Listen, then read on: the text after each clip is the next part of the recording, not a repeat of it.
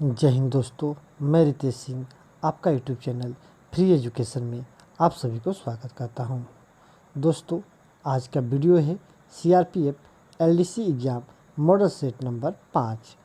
दोस्तों, अगर आप हमारे चैनल पर नए हैं तो आप हमारे चैनल को सब्सक्राइब कर लीजिए, वीडियो को लाइक कर दीजिए और बगल में बने बेल आइकन को ऑन कर दीजिए ताकि मेरे द्वारा मेरे चैनल पर डाले गए वीडियो का नोटिफिकेशन सबसे पहले आपको मिले। दोस्तों, शुरू करते हैं आज का पहला प्रश्न। आज का पहला प्रश्न है, कोई व्यक्ति बल से त्यागपत्र किस प्रकार दे सकता है। दोस्तों, अगर कोई भी बल के सदस्य वो अपने पद से त्यागपत्र देना चाहे तो वो किस प्रकार से दे सकता है। तो केरी प्यूबल अधिनियम 1949 के धारा 6 के अनुसार कोई भी व्यक्ति बल से त्यागपत्र दे सकता है। दोस्तों, हमारे सीआरपीएफ अधिनियम 1949 के धारा 6 में यह बताया गया है कि अगर बल के कोई भी सदस्य हो वो अपने पद से त्यागपत्र देना चाहे तो दे सकता है, लेकिन इसके लिए 2 कंडीशन है। पहला है अपने आरंभिक कार्यकाल से पहले 3 मास के दौरान। दोस्तों, अगर कोई भी बल में आता है उसका जो सर्विस है 3 माह के अंदर अगर चाहे तो अपने पद से इस्तीफा देकर जा सकता है। अगर उस व्यक्ति का 3 माह अवधि पूरी हो जाती है तो अपने कमांडर से लिखित स्वीकृति के पश्चात ही वो अपने इस बल से त्यागपत्र देकर जा सकता है। दोस्तों, आज का अगला प्रश्न है, अधिक जघन्य अपराध के लिए सज़ा क्या है। दोस्तों, अधिक जघन्य अपराध की सज़ा है 14 वर्ष अवधि तक का कारावास अथवा 3 महीने का वेतन का जुर्माना या दोनों दिए जा सकते हैं। दोस्तों, सीआरपीएफ अधिनियम 1949 के धारा 9 के तहत अधिक जघन्य अपराध की प्रावधान है। अगर कोई भी बल के सदस्य को अधिक जघन्य अपराध की सज़ा दी जाती है तो 14 वर्ष अवधि तक का कारावास अथवा 3 महीने का वेतन का जुर्माना या दोनों दिए जा सकते हैं। दोस्तों, आज का अगला प्रश्न है, कम जघन्य अपराधों के लिए सज़ा क्या है। तो कम जघन्य अपराधों की सज़ा है 1 वर्ष की अवधि तक का कारावास या 3 महीने का वेतन का जुर्माना अथवा दोनों दिए जा सकते हैं। दोस्तों, सीआरपीएफ अधिनियम 1949 के धारा 10 में कम जघन्य अपराधों की सज़ा का प्रावधान है। इस सज़ा के दौरान 1 वर्ष अवधि तक का कारावास या 3 माह का वेतन का जुर्माना अथवा दोनों दिए जा सकते हैं। आज का अगला प्रश्न है, धारा 11 के अंतर्गत छोटे दंड देने का अधिकार किस अधिकारी को दिया गया है। दोस्तों, धारा 11 के अंतर्गत कमांडेंट या अन्य को पदाधिकारी या ऑफिसर जिसे इस काम के लिए नियुक्त किया गया है वो अधिकारी धारा 11 के अंतर्गत छोटा दंड सजा देने का प्रावधान यानी शक्तियाँ उसके पास निहित होती है। आज का अगला प्रश्न है, केरी प्यूबल अधिनियम के किस धारा के अंतर्गत बल के सदस्यों को ड्यूटी पर उसके द्वारा किए गए कार्यों के लिए संरक्षण प्राप्त है। तो केरी प्यूबल अधिनियम 1949 के धारा 17 के अंतर्गत यह जो शक्तियाँ है यानी संरक्षण है प्राप्त है।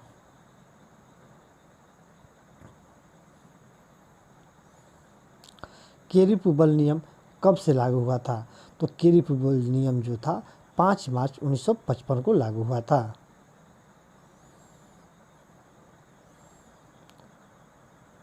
टुकड़ी डिटैचमेंट क्या है।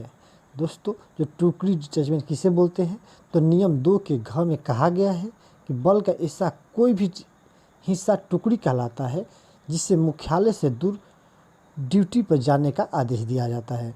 ये टुकड़ी डिटैचमेंट किसे कहते हैं, तो नियम 2 के घ में कहा गया है कि बल का ऐसा कोई भी हिस्सा टुकड़ी कहलाता है जिससे मुख्यालय से दूर ड्यूटी पर जाने का आदेश दिया गया है।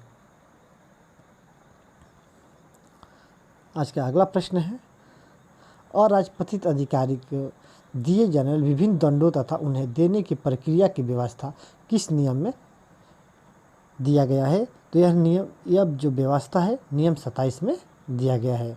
अराजपत्रित अधिकारियों को दिए जाने वाले विभिन्न दंडों तथा उन्हें देने की प्रक्रिया का व्यवस्था किस नियम में दी गई है। तो यह व्यवस्था जो नियम 27 में दिया गया है।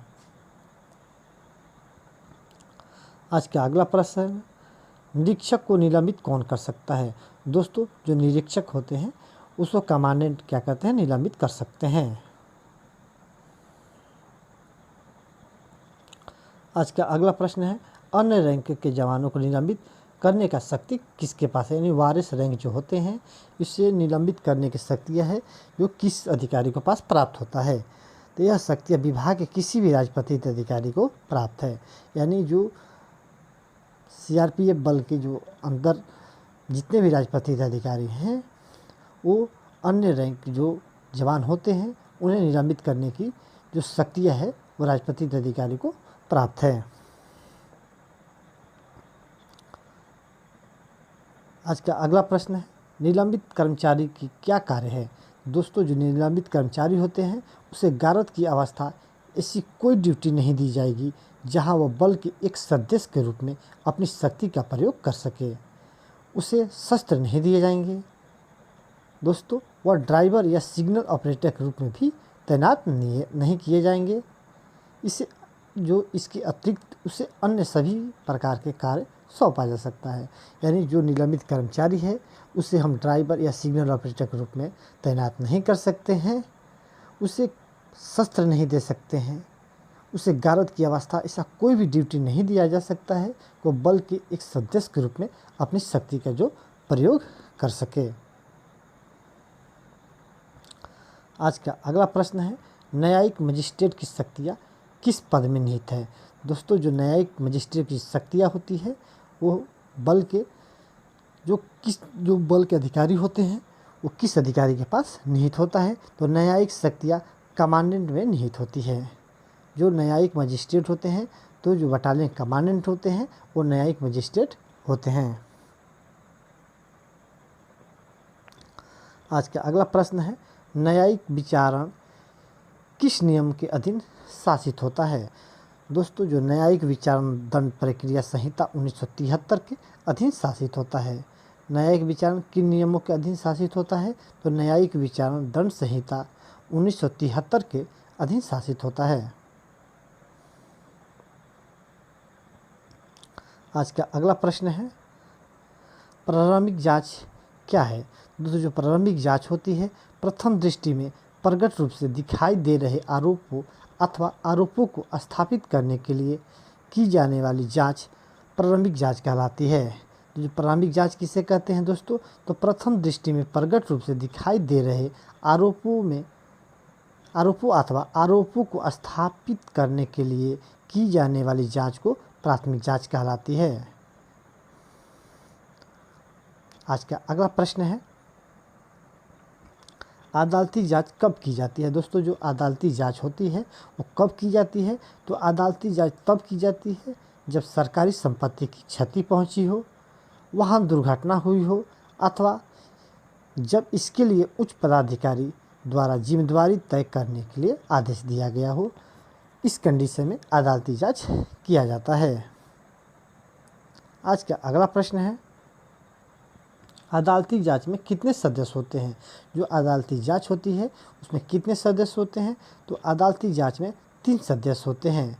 इसकी अध्यक्षता अनिवार्य रूप से राजपत्रित अधिकारी द्वारा की जानी चाहिए। जो अदालती जांच होता है इसमें 3 सदस्य होते हैं, जो लेकिन इसका अध्यक्षता होता है वो राजपत्रित अधिकारी करते हैं। आज का अगला प्रश्न है, अदालती जांच का आदेश कौन दे सकता है। दोस्तों, जो अदालती जांच होता है उसका आदेश कौन दे सकता है।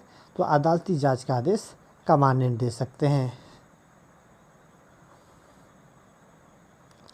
अगला प्रश्न है, अराजपत्रित अधिकारी के खिलाफ विभागीय जांच का आदेश किस पदाधिकार के अधीन दिए जाते हैं। दोस्तों, जो अराजपत्रित अधिकारी के जो खिलाफ विभागीय जांच बैठता है वो किस पदाधिकार के अधीन दिए जाते हैं। तो केरी प्यूबल अधिनियम 1949 के धारा 11 के 1 के साथ पठित केरी प्यूबल नियम 1955 के नियम 27 के अधीन जांच का आदेश दिया जाता है। दोस्तों, जो अराजपत्रित अधिकारी के खिलाफ विभागीय जांच का आदेश किस पदाधिकार के अधीन दिया जाता है। तो केरी प्यूबल अधिनियम 1949 के धारा 11 के 1 के साथ पठित केरी प्यूबल नियम 1955 के नियम 27 के अधीन जांच का आदेश दिया जाता है।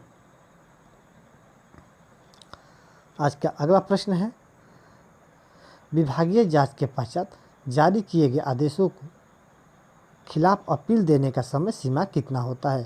दोस्तों, जो विभागीय जांच बैठता है उसके खिलाफ अपील देने की जो समय सीमा होती है वो 30 दिन की होती है। आज का अगला प्रश्न है, पूर्ण विचार के लिए याचिका प्रस्तुत करने की समय सीमा कितना होता है। दोस्तों, जो पूर्ण विचार के लिए याचिका प्रस्तुत करने की जो समय सीमा होती है वो 45 दिन की होती है।